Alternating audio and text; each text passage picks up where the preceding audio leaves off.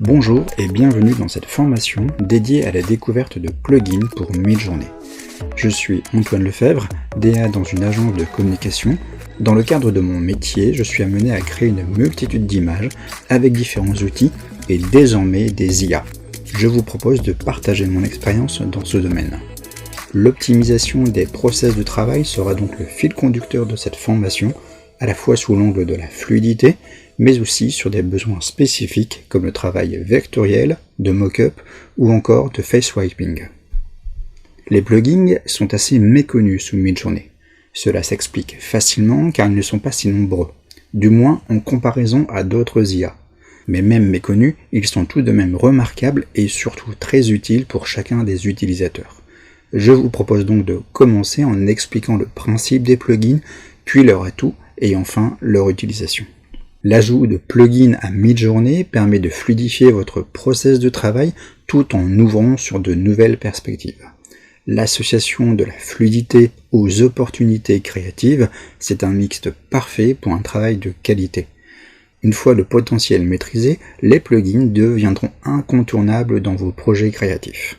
Mais avant de détailler les différentes possibilités, il est important d'aborder quelques aspects à garder en tête.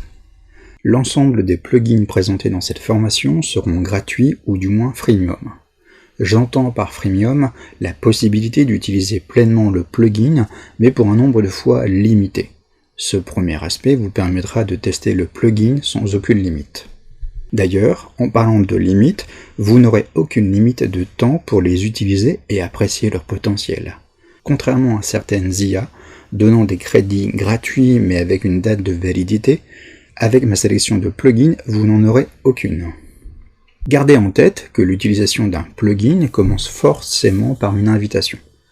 En effet, nous resterons dans l'environnement Discord, plus précisément dans un serveur privé.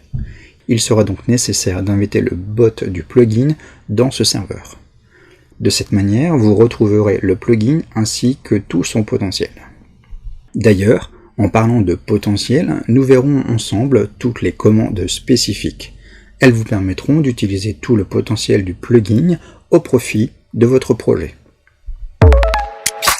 Je vous propose d'avoir un aperçu des fonctionnalités offertes. Dans les prochaines vidéos, nous aurons l'occasion de rentrer dans le détail sur chacune des fonctionnalités. Où les trouver, comment les utiliser, les plugins n'auront plus de secret pour vous. Vous serez capable de vectoriser une image. En plus de générer l'image, vous pourrez désormais convertir l'image en point SVG. Et vous le savez déjà sûrement, le vectoriel permet une manipulation aisée, mais aussi c'est la garantie d'un upscale sans aucune perte de qualité. Vous serez également capable de créer des mock-ups, toujours sous Discord. Inutile de passer sur un soft différent, tout sera travaillé dans le même environnement, permettant une fluidité redoutable. De façon très étonnante, les plugins vous permettront d'upscaler vos images. L'upscale d'image n'est donc plus une spécialité de Stable Diffusion, on la retrouve désormais sous Midjourney. En attendant une mise à jour proposant de générer de plus grandes images, vous pourrez agrandir jusqu'à 8 fois vos images, et toujours sans perte de qualité. Vous savez déjà sûrement, le travail sur le prompt est incontournable, et demande souvent beaucoup d'itérations. Cet aspect devient vite chronophage. Les plugins vous donneront la possibilité de copier l'intégralité du prompt, et cela en un seul clic. Vous pourrez également copier spécifiquement les paramètres, les URL ou encore le seed. Toujours en un seul clic, vous gagnerez un temps considérable dans votre travail sur le prompt. Nous aurons l'occasion d'aborder encore bien d'autres fonctionnalités. Mais vous l'aurez compris, les plugins ont une vraie valeur ajoutée. Il est donc indispensable de les maîtriser. Dans ce sens, je vous propose de voir comment installer un plugin. Première étape indispensable pour avoir accès au potentiel incroyable des plugins. Vous le savez déjà, Midjourney s'utilise via Discord, et généralement via votre serveur Discord. Après la création de votre serveur Discord, vous avez invité le bot Midjourney à rejoindre votre serveur. C'est ce qui permet d'utiliser Midjourney sur votre serveur Discord.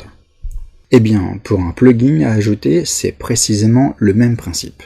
Vous allez inviter le plugin à rejoindre votre serveur et ainsi vous pourrez utiliser le plugin en question.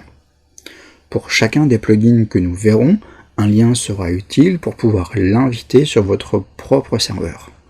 Pour plus de facilité, un PDF vous sera fourni dans les ressources de la formation.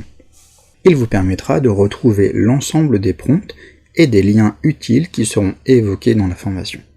Un simple clic vous donnera accès aux URL, mais vous pourrez également copier-coller les prompts pour éviter de les retaper.